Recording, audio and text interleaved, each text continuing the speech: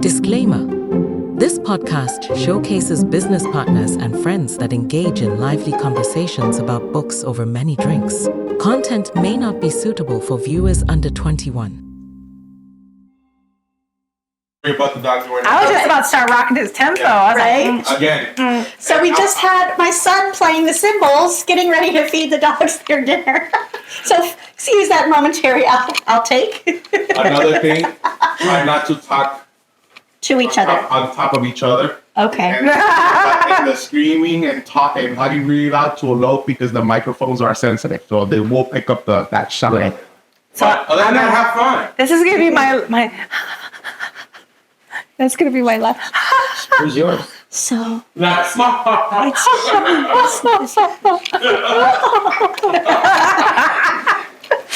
gonna work. oh goodness gracious. I can't. all right. Action. Okay.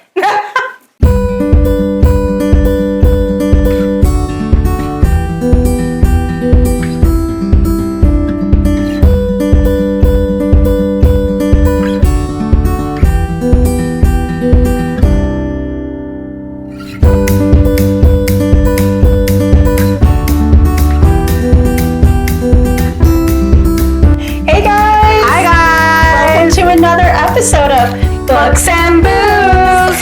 I'm Kristen. And I'm Leilani. And yeah, we created this podcast to bring you on a journey with us of literature and libations to hopefully help show you how business can be fun, right? Lots of fun. Lots of fun. So grab a good book Get some awesome booze and grab an amazing buddy to to share share with. with. Cheers.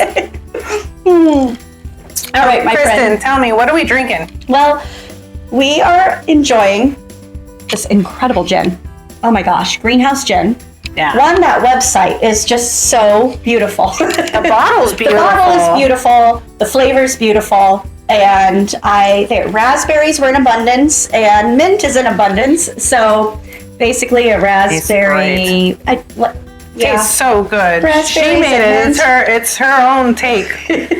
Something. I'm sure bartenders everywhere are cringing like, yeah, this is what it's called. But anyways, it's raspberries and mint and sugar and citrus and then gin. And I just topped it off with soda water. And But it's so good. look what we've got. Sidecar! We got a sidecar! We are ready for this whole episode. So, my friend, take us through the book you chose for us this month for April. So we've been, I guess now this will be our third episode about this book. It's The Pumpkin Plan by Michalowicz. And really the book is just about how to grow your business, right? But really kind of weed out some of the maybe customers or clients you have that are really holding you back from really expanding and growing your business productively. Absolutely. Right? Yeah. Did I nail it? Yeah, and I think that's really what we've covered so far is we've met Mike and we've heard about his journey with his own company Yep. where he was really he was just working another job, even though it was his business. And he was saying yes to every possible client. I think he said that he drove 6 hours to plug somebody's computer mouse in. Well, and that's a story that's told very frequently when you get into business. I mean, the first thing you do, you're like, I got to get a paycheck, right? So what do? You do whatever you have to do in order to secure that client to get the money coming into your business. So he went very broad and it started targeting so many different people and clients that he really just ran himself ragged trying to keep up with all of that. And he didn't do very good. Yep. Yeah. So then he had to find a way to shrink things down. And then he met, I think it was Frank who told him, get rid of half your clients. Yeah. And I remember thinking, I'm not going to agree with this book because of my background with corporate and, do everything you can to keep your customers happy and everything like that. But when you really dissect it down, and he took us through several businesses so far, which I love, is he shows us how different industries can benefit from this mindset. So we heard about a jewelry company and a plane company. Yes, absolutely. Yeah. So he digs in as we wrapped up the previous few pages we were reading and coming into this one, because I really broke what you're listening to in 50-page chunks. Because the whole thing was one big idea, whereas other books, I feel like they top different topics within chapter concept, but his is one long concept. It is. The whole book is about how to cut out your clients that don't serve you. Well, and your offerings. Oh, yes, that too. Yes. Yeah, because we had the guy that had the rental space and he had all these people that were using it and he was just drowning as well. But he needed to streamline what he was offering for his clients. Where did his money truly come from? Yeah. Where did he profit? Yeah. And that was the service he needed to hold on to. But in this one, we meet Luke, who is a computer programmer. Yeah, this was a good one. Right? And Luke has that mindset. I'm just one good client away from turning my business around. Yeah. But Luke is doing, let's see how much he puts in here, doing an annual revenue of $500,000. And he has eight employees. Yeah. This one hit home for me too. This one hit home for me too, especially when you're grassroots. Most entrepreneurs are coming into this. We don't have a ton of experience in what it is. We've worked in businesses, okay, and maybe we've worked for other small owners, but running our own business. A lot of first-time entrepreneurs, we don't know what it is to start up a company from the bottom. We don't know what it is to, financially, how much money should you be bringing in before you think about bringing in your first full-time employee, and I made that mistake. It's not a mistake. I don't believe in that. I believe it was a great lesson, but yes, bringing them in prematurely ate away at a lot of profits. Sure. Yeah. And I think, we make money and human nature. I mean, Mike even says it. You've even said it, is to fill that. Yeah. Oh, I have more money in the account now. More money's coming in. And if you don't budget, like I love your modules in our Business Startup Bootcamp around budgeting, goal setting, paying yourself. Yeah. If you don't take the time to do that, all you see is more money coming in than you've ever seen in your life. Because when you worked somewhere before, you got a paycheck for the service that you did. When you run a business and you see things come in 5 times what you're used to seeing in a paycheck, pausing for puppy paws in case that's on the thing. They are running around happy. So we were saying, not going to work, that it is human nature to spend what you're making. And when you start a business, all of a sudden all this money is coming in because that's your net sales basically. But then what all does that need to go back into? It's not your paycheck. No, and that's where I like to say the money that's coming in, have it spent already, that's the budgeting side of stuff. But yes, the money's going to come in your bank account, and where you were making thousands, now you're going to have tens of thousands, and you're going to feel like, oh my gosh, wow, I've got tens of thousands of dollars in the bank. No, you really don't. So he goes into another example of maybe a business acquaintance or friend of his who started her own business, but she started it really with absolutely no money, really. Yeah. And she was watching, I think it was like a vintage inspired clothing line or something like that. And she figured out how to cross market herself. So it's like we get money coming in and we think, oh, now I have the money to do this, right? And we want to splurge on posh marketing or additional employees or bigger office space, right? And I think a lot of the most successful startup companies are the ones that figure out how to do it on a zero budget, really. Yeah. Which is why I think you've heard us reference before. You don't have the money to start a business, that's not a problem. Yeah, it really isn't. As the puppies run around. We should have fed them first. Is that what it is? Yes. They're hungry. Circling. Yeah. But a lot of businesses will make a organizational chart. Like, we've seen this a lot. And people go into business, it looks like it's going to do well, and they bring more people in to do these specialized tasks because I got a friend who can do this. Oh, I got a neighbor who knows this. And all of a sudden you're putting people on payroll because of something that they're good at. Yeah. But this goes back to what Luke's problem was, having 8 employees and only bringing in $500,000 a year in his business, and why he was going into debt. It's like he was just bringing in people for these specialized tasks before he was financially ready for that. Yeah, and part of that went into someone wanted to use his services, but they needed this particular software in order to do it. Translation, I think. Yeah, and so he had to go find the person who could work this particular software in order to snag that client's service, or in order to service that client. And so what ended up happening, he did that over and over and over again until he had a lot of different services he offered, but he also had to bring on full-time employees to handle each one of these services. Yes. Yeah. And this is part of Mike's pumpkin plan is, yes, you need to cut out the employees that aren't right for your business and weed them out. But then there's also, sadly, possibly layers within your business that you need to cut out. Yeah. And I know you and I have talked, your business has been through challenges like that, whether it's accounts you've had to part ways with, collections, specific pieces, artists, even your but your employees who you call your family members. Yeah. And that's so hard to do. It's the hardest thing I've ever had to do. Most entrepreneurs come into this and we come in bright-eyed and bushy-tailed, and when things are going good, things are going really good. But in lean times, difficult decisions have to be made, and sometimes those difficult decisions are the humans that you brought in to help grow your business, you know? Because they're people that you care about. Services are a little easier to slice off, and those headache customers are a little easier to slice off. But when it's somebody who's been with you for a few years, maybe, or even maybe does volunteer work for you too. And you care about these people, and Mike even goes into, I think what Luke was battling is, all these people had a reason that they needed a job. Of course, very few people work for no reason at all. For free. So that can be really hard. But he paints the perspective.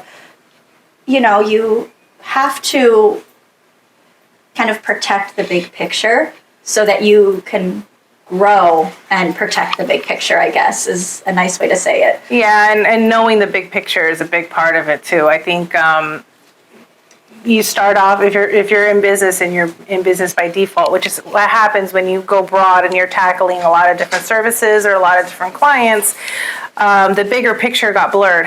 And so you're making a lot of decisions on default, which in the end are going to affect your bottom line. Absolutely. Yeah. That's so hard. And it's sensitive, but it's a real part of it. And for some of our guests listening in, like the thought of cutting out certain clients could be emotional too. Oh, sometimes your clients you're just like family. Just like family. Especially if some of the clients you brought on in the beginning have been with you when you were founding the company, and they're still with you 10 years later. However, having to disconnect that emotional side of it, right? And say, hey, are they really servicing the true vision of our company?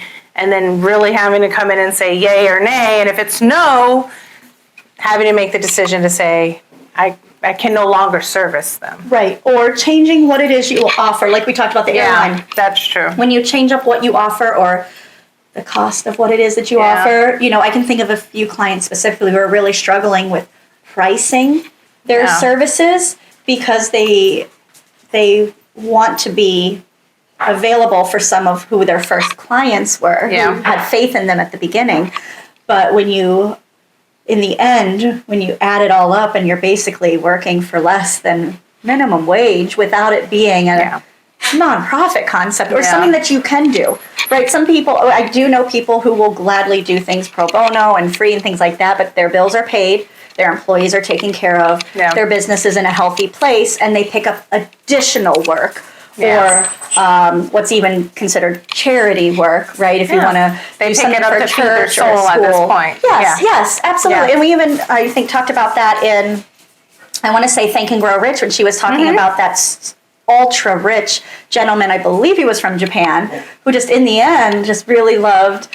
For the wheelchairs? Are you talking about the wheelchairs? That was the end of the book. But the other guy, he was so rich and just and in the end he used his chartered jet to start flying wheelchairs over around the world. Yeah.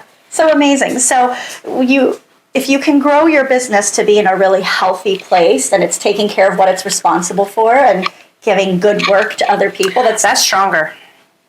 Sorry. That is stronger. She filled up while I was talking, didn't she? Because I'm a good buddy to share it with. One of the things Mike gets into is when you're weeding out your clients and you're really focusing on your top clients and grooming your business and what it is that you offer based on what your top clients truly need. He does say, don't tell your top clients that they're your top clients, which I really appreciate. You still need to keep your poker face now. You're not going to lay down your cards yet. Right. And he does talk about, under promising but over delivering. And so we had an aha moment, right? We told you on the last episode that we were going to jump in and do some of the worksheets together. Yeah. Can we just catch them up on? Yes. We did these a few years ago. Yes, I did. And like every good business, you innovate and you change and you evolve. And so Mike has evolved his. It looks like where I read it was just the book, and how you went to pumpkinplan.org and you downloaded some sheets and you're able to kind of fill out these sheets and go along with the book. Now it's become an entire, almost its own business. If you go to pumpkinplanyourbiz.com, they have people who you can hire on strategists and all this other stuff, but everything's an upcharge now. There's very few free resources that are available.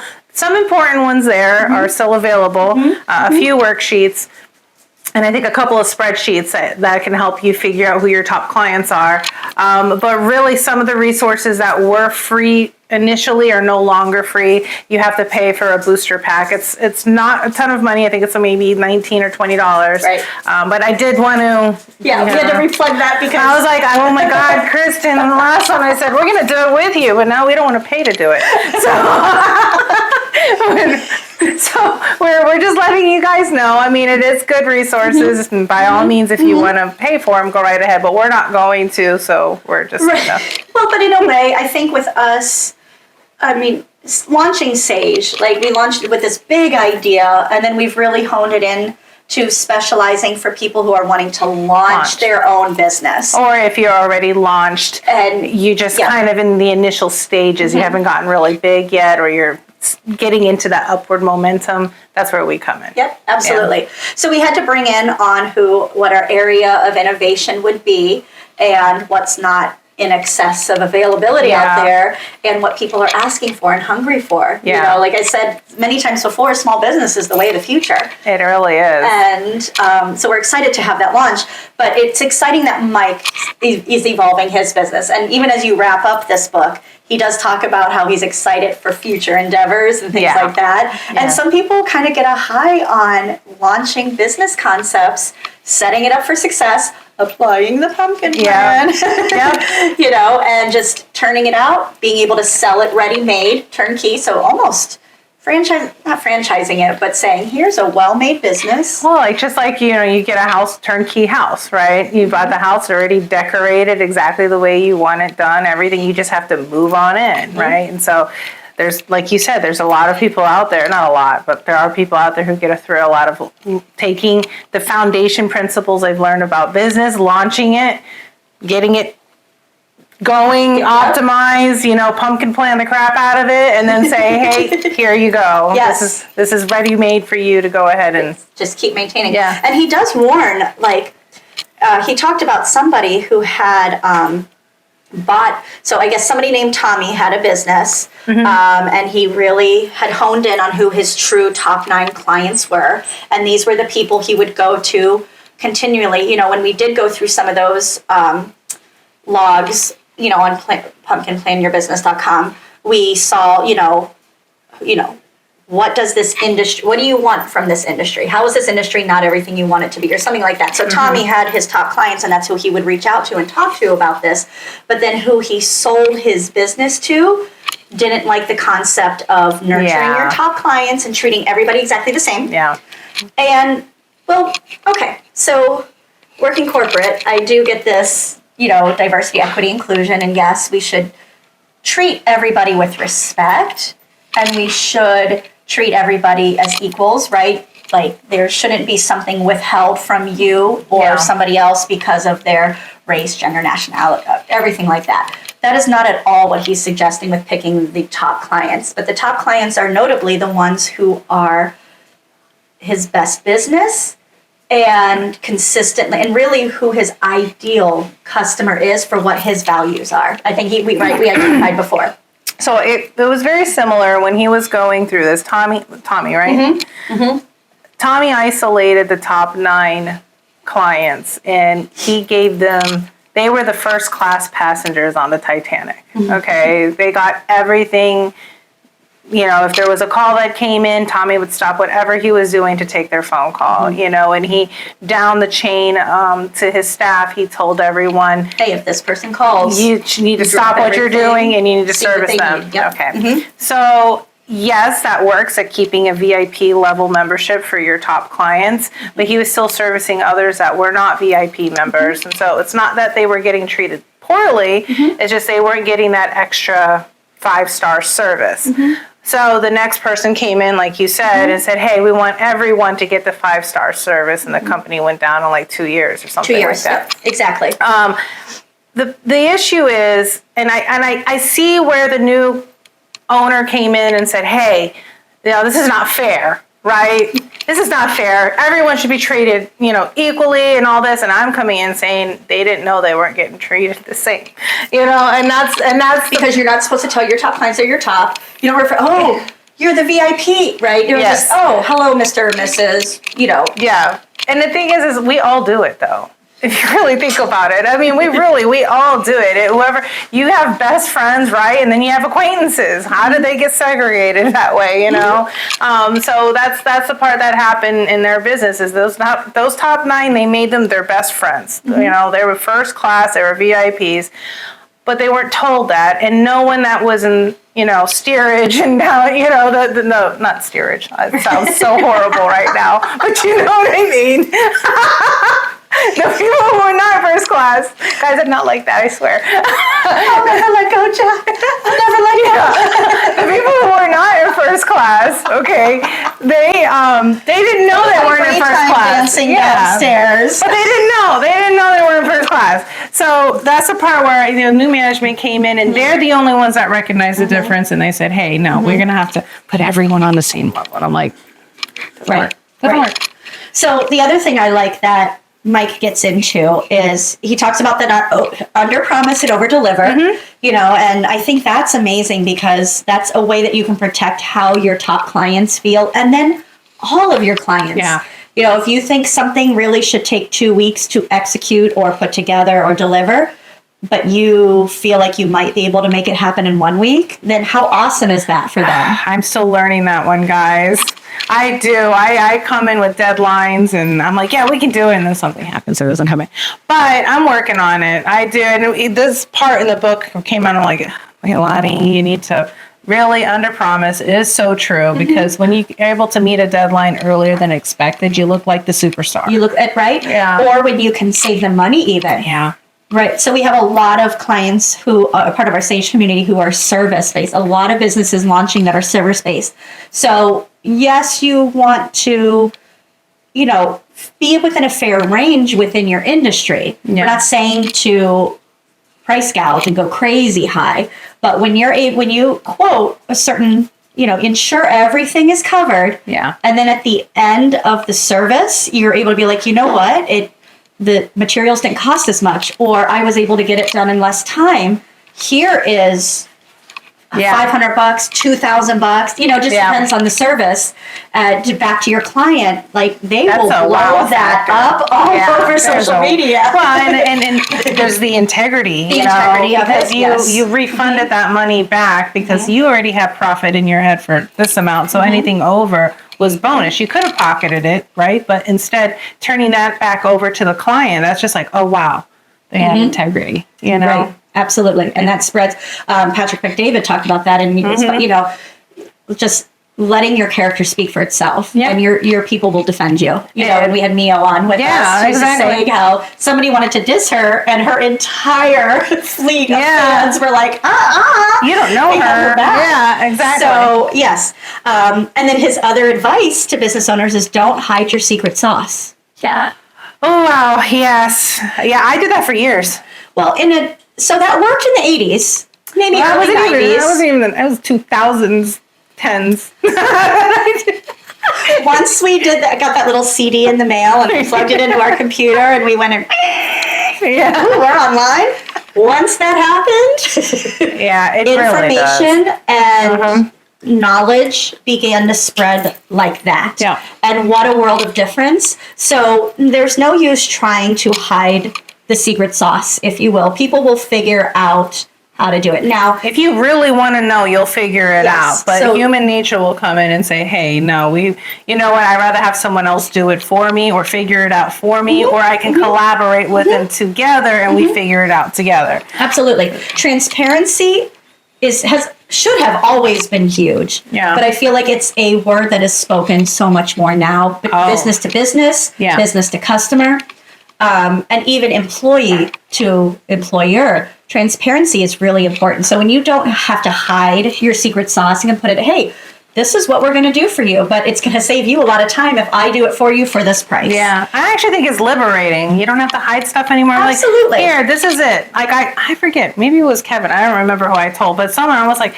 there's no point in hiding it. Just go ahead and do it. Just put it out there. Put it Yeah. out there and do Yeah. it, because unfortunately, or fortunately, however you want to look at this, 99.9% of the people who go and watch exactly the secret sauce you gave them are not going to do anything with the secret sauce that you just showed them. Or they're not sure where to start with it too. You know, and I think this is where we found our area of innovation with Saige Consultants.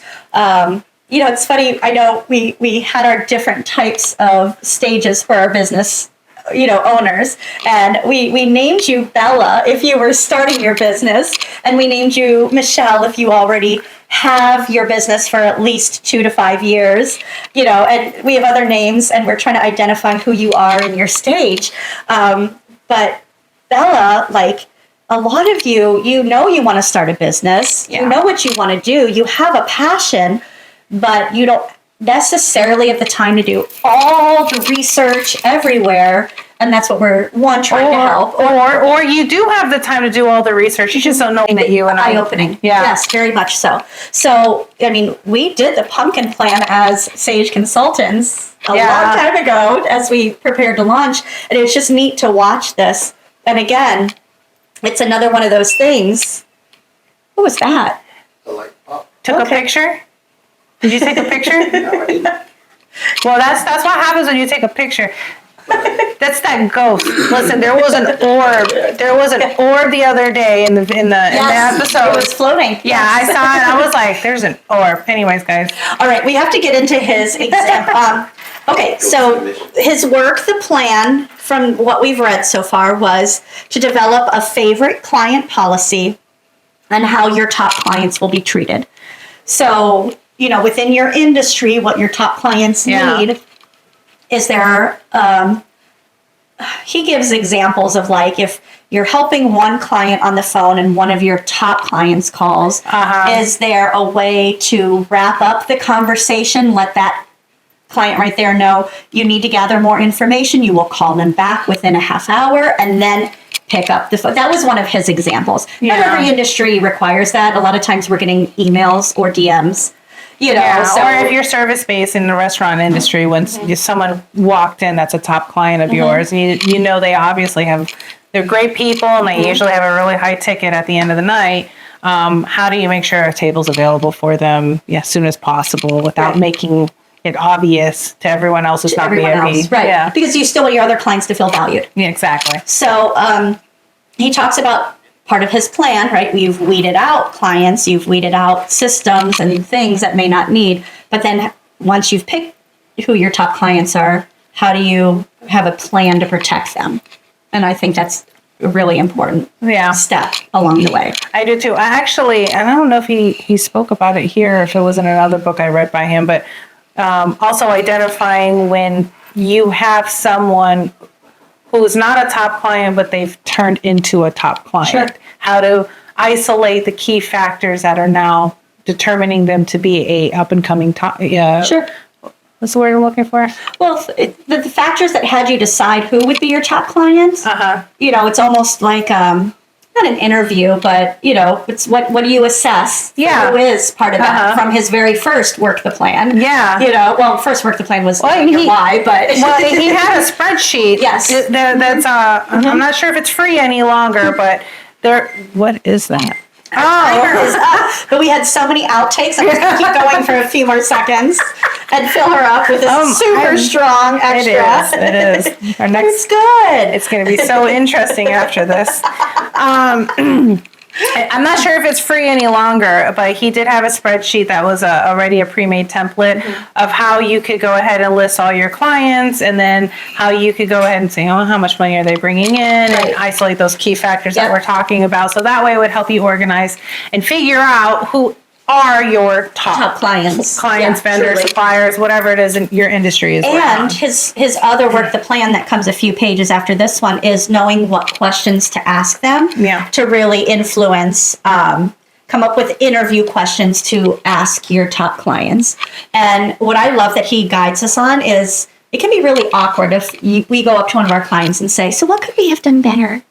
Because especially... That means you're admitting you did something wrong. I don't like that. A lot of times, people are just really afraid to give constructive feedback right now. So that puts them in a really awkward place. But when the question is phrased, what do you need from this industry?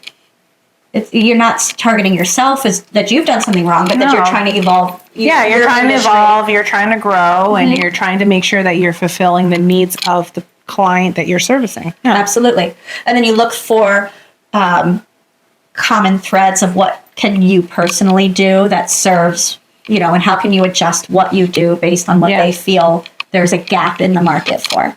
As we wrap this one up, we have to do this because it's a brewery. He talked about, he goes into all these different businesses. Yeah. And for this one, he goes, imagine you're a small brewery. And I was like, on it. I can so imagine a small brewery. We might have a few people who. My hubby, we make homemade wines in our house for fun. Yeah, so good. Mango jalapeno one is fantastic. Different meads. Yeah. We have a So good I knew time. you guys are going to be like lifelong friends. When he brings in that Freya versus Frigg, and I'm like, because I have Norwegian roots, Canadian roots, remember. and I don't hear Freya and Frigg very often. She got it. When he told her the name, she's like, Norwegian goddesses. She's like, you're talking about the Norse gods? I'm like, wait, how do you know about that? No one else knows about it, but she picked up on it. Do you see it now? I get red when I drink, but I never sunburn. I know. I'm sitting there thinking something's wrong with the exposure on the camera. She's like, no, when I drink, I flush. I'm like, oh, that's it. That's what it is. So back to Michael helping somebody who might have a small brewery. And I think those of you who have a small brewery, you probably are feeling this. It's very hard to get either in with a distributor or get your product in with, these chain restaurants and things like that. So what he finds is, okay, who are your top clients? What are they missing within the spirit industry?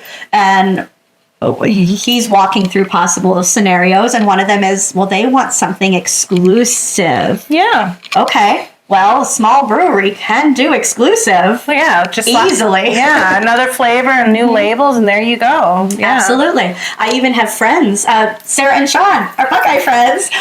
They had their own beer and wine prepared for them for their wedding. I thought That's that was so cool. Amazing. So there are amazing companies out there, breweries, distilleries, wineries, who will take what it is you're passionate about in your flavors or what you want to offer. Right.